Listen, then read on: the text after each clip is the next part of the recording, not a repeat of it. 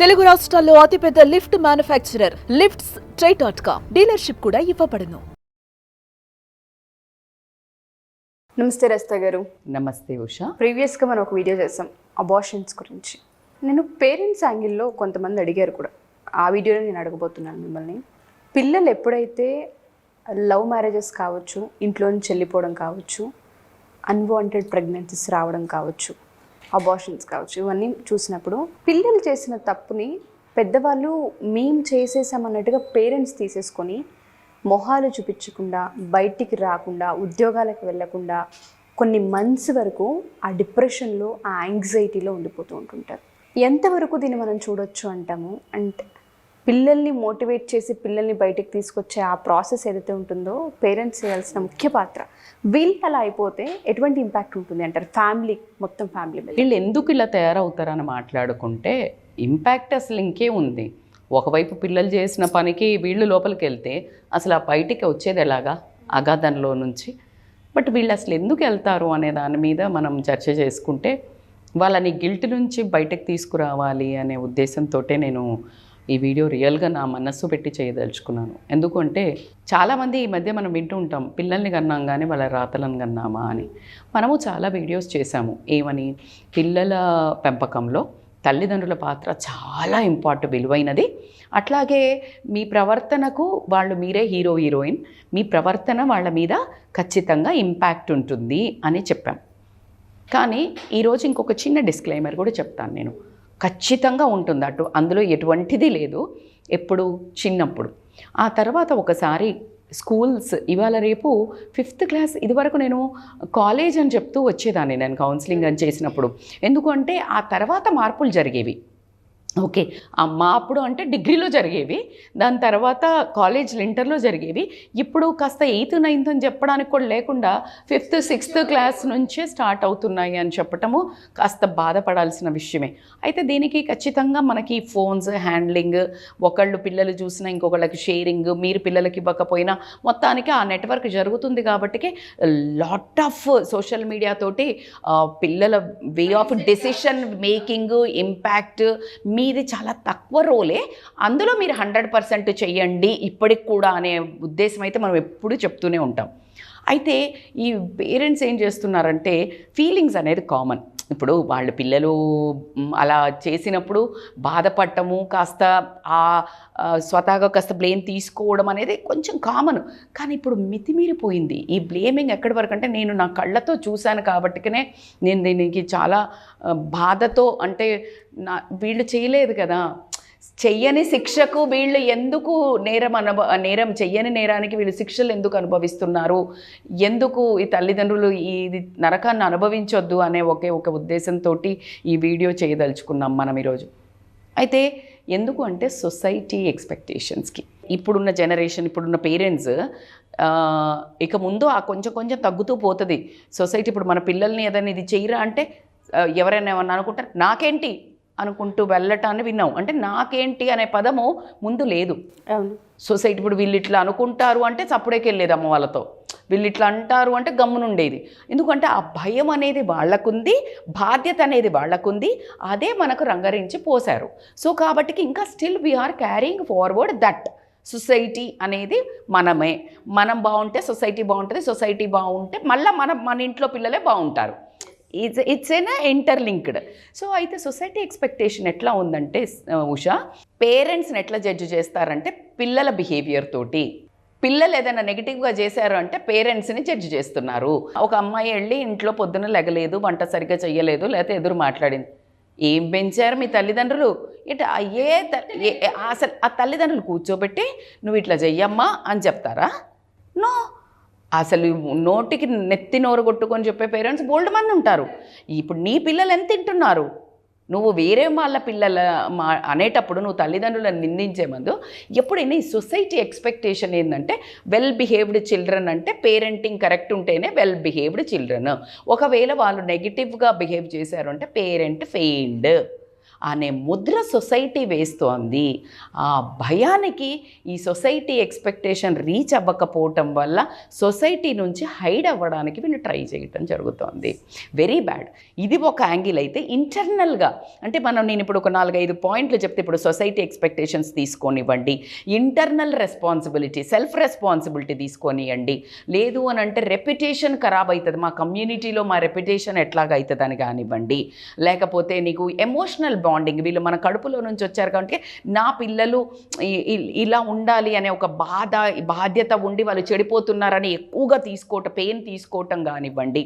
అదేవిధంగా వీళ్ళకు ఒక పలానా ఇప్పుడు రజిత మైనంపల్లి ఉందనుకో, రజిత మైనంపల్లి పిల్లలు ఇలా ఉండాలి అనే ఇంటర్నల్ ఎక్స్పెక్టేషన్ సెల్ఫ్ ఎక్స్పెక్టేషన్ కానివ్వండి. సో ఇలాగా పలు విధాలుగా వీళ్ళవే బాండింగ్స్, అంటే వీళ్ళు కూడా గీసుకున్న గీతలు, ఇప్పుడు నా మీద ఏమనుకుంటారో మా కమ్యూనిటీలో అని వీళ్ళు ఒక గీసుకున్న బాధ్యతల వల్ల వీళ్ళు అనుకున్నవి ఎప్పుడైతే జరగవో ఇక వీళ్ళు హైబర్నేషన్లోకి వెళ్ళటము బాధ్యతకు బాగా తీసుకుంటున్నారు. సో అట్లా కాకుండా ప్రొటెక్టివ్నెస్ కూడా వీటిని కొంచెం మనము లైట్ త్రో చేసుకుంటే ఏంటంటే ఉషా, ఇప్పుడు రెప్యుటేషన్ అనుకోండి, ఇది ఒక ఎంత అన్యాయం అంటే, ఇప్పుడు ఈ ఇంటర్నల్ రెస్పాన్సిబిలిటీ గురించి మాట్లాడుకుంటే ఏంటంటే వీళ్ళు చాలా బాగా పెంచుతారు, బాధ్యతగా పెంచుతారు. ఈ బాధ్యతగా పెంచినప్పుడు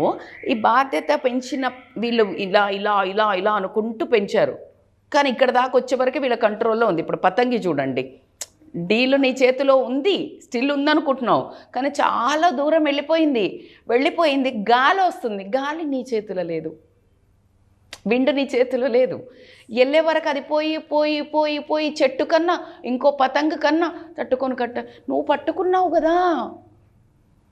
గాలి వేషాలు అయి ఉండొచ్చు, వచ్చిన గాలికి ఫ్లోని బట్టి నీ పిల్లలు ఫ్లో అయి ఉండొచ్చు, ఏదైనా ఇంకెవరైనా వచ్చి కట్ చేసి తీసుకెళ్ళి ఉండొచ్చు, ఏదో చెట్టుకైనా తగిలి కింద పడు, నువ్వు కాదు రెస్పాన్సిబిలిటీ, నువ్వు చక్కగా పట్టుకున్నావు, నువ్వు అక్కడే ఉన్నావు, వదిలేసి వెళ్ళలా.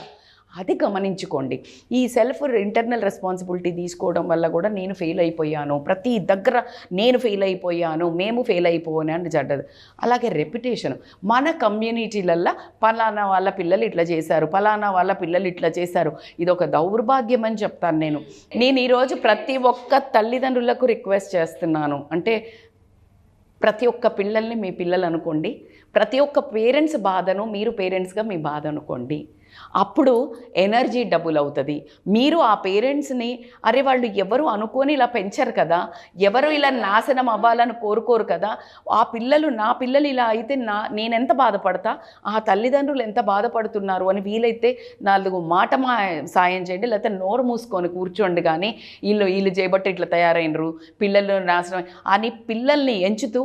కానీ మీకు ఒక విషయం తెలుసా, నేను నా ఒక ఎక్స్పీరియన్స్లో, నేను ఒక కౌన్సిలర్గా, లైఫ్ కౌన్సిలర్గా, కోచ్గా నేను చూస్తున్న కాలంలో అలా కాకుండా ఒక human being today why I'm like I feel like నేను సక్సెస్ఫుల్గా నేను ఇంతమందికైనా ఎలా చెప్పగలుగుతున్నాను, మన వీడియోస్ ఎందుకు బాగుపోతుందంటే ఉషా one thing I can gut ఫీలింగ్తో చెప్తున్నాను, ఎవరెవరైతే నా చెవులారా నేను విన్నాను, పలానా వాళ్ళను ఇన్ని రోజులకు అయిందేంటి ఇలా చేశారు, పలానా వాళ్ళు లేచిపోయారు, పలానా వాళ్ళు చదువుకోలేదు, పలానా వాళ్ళ పిల్లలు అని ఇంట్లో కూర్చొని పాప్కార్న్ తింటూ, చికెన్ తింటూ, మందు కొడుతూ, లేకపోతే ఇలా కూర్చొని ఉత్త పిచ్చాపాటి రచ్చబండగా ముచ్చట్లు చుగ్లీ చేస్తారు కదా, ఆ చేసిన వాళ్ళ పిల్లలు ఎవరూ సక్సెస్ కాలేదు Usha. Today I'm very sad to say, మీరు చేసిన తప్పుకి మీ పిల్లలు కూడా అనుభవిస్తున్నారు. అలా చెయ్యకండి. నేను ఈరోజు వార్నింగ్ అనుకోండి, ఒక మంచి హితురాలుగా, ఒక బెస్ట్ వెల్విషర్గా చెప్తాను. వాళ్ళ బాధపడ్డది, వాళ్ళని హర్ట్ చేశారు, వాళ్ళది అనంత పెట్టండి, బట్ అది మీకు తగులుతుంది. వేరే వాళ్ళని అన్యాయంగా మీరు గంట తడి పెట్టిస్తే వాళ్ళు చెయ్యని నేరానికి నువ్వు జడ్జి కాదు, నువ్వు దేవుడు కాదు శిక్షలు వేయడానికి. నువ్వెవరమ్మా శిక్షలు వేయడానికి? నీ కమ్యూనిటీలో ఒక మంచి జరిగితే దాన్ని ప్రచారం చెయ్యి, వీళ్ళు బాగా చేశారని. కానీ చెడు జరిగితే కడుపులో దాచుకో. నీ పిల్లలదైతే బయట పంచుతావా? వేరే వాళ్ళ పిల్లలను ఎందుకు దుమ్మెత్తి పోసి ఆ తల్లిదండ్రులను నేరగాళ్ళని చేసి శిక్షార్హులను వాళ్ళని మీరెవరు వేయడానికి శిక్షలు? అది చాలా జరుగుతుంది. అది తట్టుకోలేక కమ్యూనిటీలో పేరెంట్స్ తల దించుకొని లోపల ఉండి మానసిక ఆవేదనకు గురి అయ్యి ఇటు పిల్లల్ని బాగు చేయలేక బయటకు రాలేక నరకం అనుభవిస్తున్నారు. వాళ్ళు ఆ అర్హులైతే కాదు అని మాత్రం చెప్తున్నాను. అలా కాకుండా ఈ బాండింగ్, ఎమోషనల్ కడుపులో నుంచి కంటాం. నేను ఎప్పుడు మీకు చెప్తాను, ఇది జెనెటికల్, మదర్ది ఫాదర్ది జీన్స్ వాళ్ళకు ఉంటాయి. సో ఆ బొడ్డు కట్ చేసింది మీరు గమనిస్తే, ఆ బొడ్డు ఏదైతే కట్ చేస్తారో అది తీసి ఆ సెల్ని ఇప్పుడు ప్రొటెక్ట్ చేసేది పెద్ద టెక్నాలజీ అయింది, ఇక్కడికి కూడా వచ్చేసింది. అది కొన్ని ఏండ్లు అంటే మదర్కో ఫాదర్కో ఎవరికైనా క్యాన్సర్ వస్తే ఆ పిల్లలు ఆ బొడ్డు ఉన్న సెల్స్ తోటి క్యూర్ చేస్తున్నారు. అంత బాండింగ్ ఇంకా ఉంటుంది ఆ కణాలకి. అలాంటిది ఆ పిల్లలు అలా పాడైతుంటే ఈ ఎమోషనల్ బాండింగ్ తోటి వీళ్ళు తట్టుకోలేక ఆ పెయిన్ని పూర్తిగా వీళ్ళే తీసేసుకొని అబ్జార్బ్ చేసేసుకొని, ఇప్పుడు మనం అంటాం అబ్జార్బ్ చేస్తారు, నెగిటివ్ ఎనర్జీ, బ్లాక్ వేసుకుంటే ఎనర్జీ వస్తుంది రేపు, అట్లా వీళ్ళు అబ్జార్బ్ చేసుకొని అది ఆ బాధ్యతను తీసుకొని లోపలే ఉండటం కూడా జరుగుతుంది. అట్లాగే ఇంటర్నల్గా కూడా ఒకటి ఉంటుంది ఉషా. ఇప్పుడు నేను ఇందాకే చెప్పాను, ఫలానా నా పిల్లలంటే ఇలా ఉండకూడదు, నా పిల్లలంటే సక్సెస్ అవ్వాలి. ఇప్పుడు నేను ఒక కలెక్టరో, నేను డాక్టరో, లేకపోతే నేను టీచరో ఇలా ఉన్నాము, వాడు నా పిల్లలేంటి, నేను ఇంతమందిని బాగు చేశా, డాక్టర్ పిల్లవాడు ఎటు కాకుండా అవుతున్నాడు, ఒక చదువుకున్న ఐఐటి వాడు లేకపోతే కలెక్టర్ పిల్లలు అలా ఇలా తాగుబోతాడు, ఒక పెద్ద పొలిటీషియన్ కొడుకు అలా ఇలా ఇలా ఒక ట్యాగ్ ఇంటర్నల్గా ఒక రెస్పాన్సిబిలిటీ, రెప్యుటేషన్ ఉంది కదా, అది ఖరాబ్ అయిపోయింది అనే ఒక బాధ, అంటే మొత్తం తల తీసేసినట్టు అయింది. అంటే వీళ్ళ పర్సనాలిటీ వీళ్ళ మూలంగా వచ్చింది, వీళ్ళ మూలంగానే ఉంటుంది, వేరే వీళ్ళ మూలంగా ఎలా పోతుంది? పోదు. పిచ్చి మొహాలం ఏం చేస్తున్నామంటే మనమే అనుకుంటున్నాము. ఎవరు అనుకున్నా నువ్వు అనుకోకు, నువ్వు అనుకుంటే అది కాదు. నువ్వు ఎలా బాధ్యుడి అవుతావు? నువ్వు చదువుపిచ్చావు, నువ్వు డబ్బు కట్టావా, ఒరే నాన్న పోయి తాగిరా, లేకపోతే నువ్వు పోయి తిరిగిరా అని పైసలు ఇచ్చావా? ఇవ్వలేదు కదా. ఇవ్వనప్పుడు నువ్వెందుకు రెస్పాన్సిబిలిటీ తీసుకుంటావు? తల్లిదండ్రులకు మీకు దండం పెట్టి చెప్తున్నాను, మీరు అలా బాధ్యతను చేశారు, బంధాన్ని నిలబెట్టారు, కానీ మీరు ఆ భారాన్ని, ఆ తప్పుని మీరు మొయ్యకండి, మీరు చెయ్యని తప్పును మీరు మొయ్యకండి అని ఒకటే నా రిక్వెస్ట్గా చెప్తున్నాను నేను. ఆ ఇంటర్నల్గా నీ పిల్లలు ఇలా ఉండాలనుకున్నావు, దట్స్ ఓకే. దేవుడు కూడా అలా అనుకుంటాడు, నా పిల్లలంతా ఇలా సంతోషంగా ఉన్నాం. మరి నువ్వు ఉంటలేవే, నువ్వు దేవుడు పిల్లవి, నువ్వేంటి, నువ్వు ఎక్కడి నుంచి వచ్చావు? నువ్వు కూడా దేవుడు పిల్లలే. మేము మనందరినీ పంపించింది ఎవరు? దేవుడు అంటే నేను దేవుడు అని చెప్పను, it's a universe, you are created by. దేవుడు అందరిని ఏం చేశాడు? ఆయన ప్రశాంతంగా ఉండండి, ఇదిగో ఇంత తినండి, ఇంత పండించుకోండి, ఇంతనే చేయండి, బార్టెడ్ సిస్టమ్ పెట్టిండు, నువ్వు ఇవి పండిస్తే ఇది ఇవ్వు, ఆమె ఇది ఇస్తుంది అని పెట్టాడు. మనమే ఒక డబ్బుని సృష్టించి మనమే చెత్త చేస్తుంటే అక్కడ దేవుడు చూసి బాధపడుతున్నాడు. ఆయన కూడా అంటున్నాడు, ఆయన కూడా బాధపడతాడు, కానీ బాధ్యతను తీసుకోలేదు. నేను వీళ్ళని సృష్టించాను, వాళ్ళ బ్రతుకు వాళ్ళ బతకని అని వదిలేశాడు. సేమ్ నువ్వు కూడా బాధ్యతను, వీళ్ళు రెస్పాన్సిబిలిటీ ఎక్కడి వరకు అంటే చదువుపిచ్చే వరకే. వాళ్ళ బిహేవియర్, వాళ్ళ డెసిషన్ మేకింగ్, ఆ కాన్సిక్వెన్సెస్కి బాధ్యత వాళ్ళనే. నేను అందుకే చిన్నపిల్లల వీడియోలలో కూడా చాలా చేశాను, టీన్స్లో.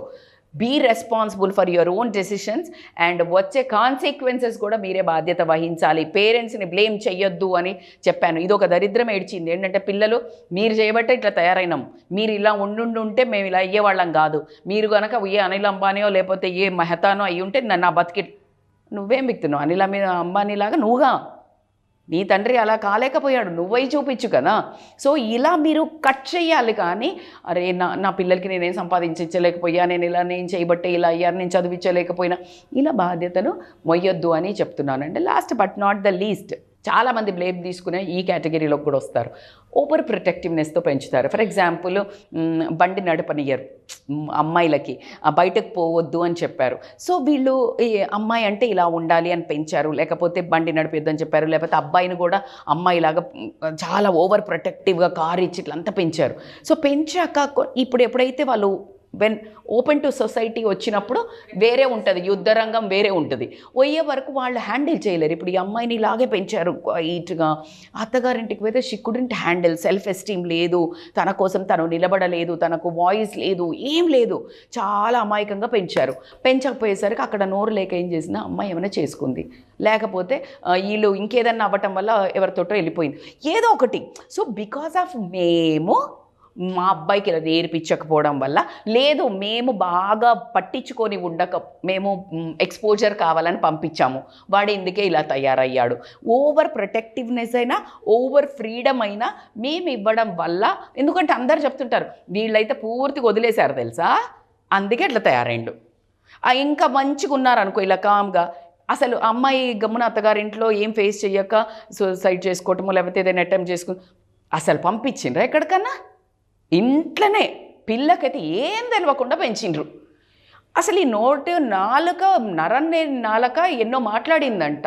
సో ఇటు మాట్లాడతారు అటు మాట్లాడతారు. నాకు అదే ఆశ్చర్యం అవుతుంది. నేను అందుకే అంటాను 2 నాలుకలు ఉంటాయి వీళ్ళకి అని చెప్తుంటాను. సో ఏదో ఒకటి మాట్లాడతారు. You don't take that personally అని చెప్తున్నాను. సో కాబట్టి వీళ్ళు ఏంటంటే ఓవర్ ప్రొటెక్టివ్గా మేము ఉన్నాము, ఓవర్ ఫ్రీడమ్ ఇచ్చాము, మేము ఇలా చెయ్యకుండా ఉంటే నేను ఇంకా మంచిగా చేసి ఉండాల్సింది, ఇలా చేసి ఉండాల్సింది, ఇలా అయ్యింది అనే ఉద్దేశాన్ని వీళ్ళు మొత్తం నెత్తి మీద రుద్దుకొని ఏం చేస్తారంటే ఈ 1-2 మాటలు చెవులో పడతాయి. ఈ ఇన్నోళ్ళు ఇంక 2-3 అనుకుంటారు. ఈ ఇన్నోళ్ళు వచ్చి దరిద్రాలు ఇంకా వీళ్ళ ముందు అనే ధైర్యం ఉండి కొంతమంది అనుకోకుండా వాళ్ళు అనుకున్నదన్న ఊరుకోరు. ఈ వచ్చి నారదులు ఉంటారు కొంతమంది. ఆ నారదులు వచ్చి ఇక్కడ టింగ్ అని కొట్టి చెప్తారు, పలానా ఆమె ఏమంది తెలుసా, మీరు చేయబట్టాయే. ఆ దరిద్రులు చెప్పకున్నా బాగుంటుంది. లేదు, వాళ్ళు నీ వెల్విషర్స్ అయితే అక్కడే నోరు మూపించాలి. You got it. So that's how you need to have a surrounding people అని మాత్రం నేను చెప్తాను. నీ సరౌండింగ్ పీపుల్, నీ బెస్ట్ వెల్విషర్స్ ఎవరు అని అంటే, నీకు అట్లా చెత్త వాగినప్పుడు అక్కడ కట్ చేసే వాళ్ళన్నా కావాలి. లేదు, నీ ఒక మంచితనాన్ని కానీ, పేరెంట్స్ని కానీ, తల్లిని కానీ, తండ్రిని కానీ, ఒక పేరెంట్స్ బాధ్యతను ఒక పేరెంట్గా, ఒక తల్లిగా, ఒక తండ్రిగా నిలబడి వేరే వాళ్ళకి అట్లా వాగే వాళ్ళకి బుద్ధి చెప్పే వాళ్ళైనా నీ వెల్విషర్స్. అలా కాని వాళ్ళని మీరు బాయ్కాట్ చేయాలి, కానీ మీరు బాయ్కాట్ అయిపోయి లోపల ఉండకూడదు. సమాజాన్ని ఎదిరించి అరే పిల్లలు ఇలా ఉంటారా అని ఇంకా మీరు బయటకు లేచి మనం తీసుకోవద్దు, మీరందరూ ఇలా నిలబడండి అని మీరు ఒకళ్ళక మార్గదర్శకులుగా అయ్యి, పేరెంట్స్ అంతా అందరి పిల్లలు మా పిల్లలే అనుకోండి, అందరి పేరెంట్స్లో మీరు కూడా ఒక పేరెంట్గా చూసుకున్నప్పుడు ఇలా మీరు బ్లేమ్ చేసి వాళ్ళను హ్యూమిలియేట్ చేసి వాళ్ళను హెరాస్ చేసి వాళ్ళను మానసిక క్షోభకైతే వేరే పేరెంట్స్ గురి పెట్టకండి. పిల్లలు ఆ పని చేస్తూనే ఉన్నారు, ఇబ్బంది పెడుతూనే ఉన్నారు. సో ఏదో ఒక రకంగా మనల్ని బ్లేమ్ చేసి నెగటివ్గా క్రియేట్ చేసి కాబట్టికే మిమ్మల్ని బయటకి లెగ్ పుల్ చేసి మిమ్మల్ని హ్యూమిలియేట్ చేసి మిమ్మల్ని అనే వాళ్ళు ఉన్నారు. ఇంకా స్వతహాగా మీరు బాధ్యతను మీరే తీసుకొని మీరే పుల్ చేసుకుంటే మరి బయట వాళ్ళు ఏం చేస్తారు చెప్పండి. సో కాబట్టికి అస్సలు మీరు బాధ్యతను భారంగా మొయ్యకండి. మీరు కన్నారు అదే పెద్ద మాట, పోషించి పెద్దగా చేశారు అదే పెద్ద మాట. వాళ్ళ కర్మకు నిజంగానే వాళ్ళ బాధ్యతలు. మీరు ఎటువంటి మానసికంగా క్షోభపడొద్దని మిమ్మల్ని నేను రిక్వెస్ట్ చేస్తున్నాను. వండర్ఫుల్ వీడియో అండి. చాలామంది పేరెంట్స్కి అవసరమైన వీడియో ఈ జనరేషన్లో. బాధ్యత వాళ్ళని పెంచి పోషించే వరకు ఓకే, కానీ వాళ్ళు చేసే పనులకి మనం బాధ్యులం కాదు అన్నదాన్ని గుర్తు చేశారు మీరు. వండర్ఫుల్ నరేషన్ రస్తా గారు. Thank you ma'am. Thank you so much.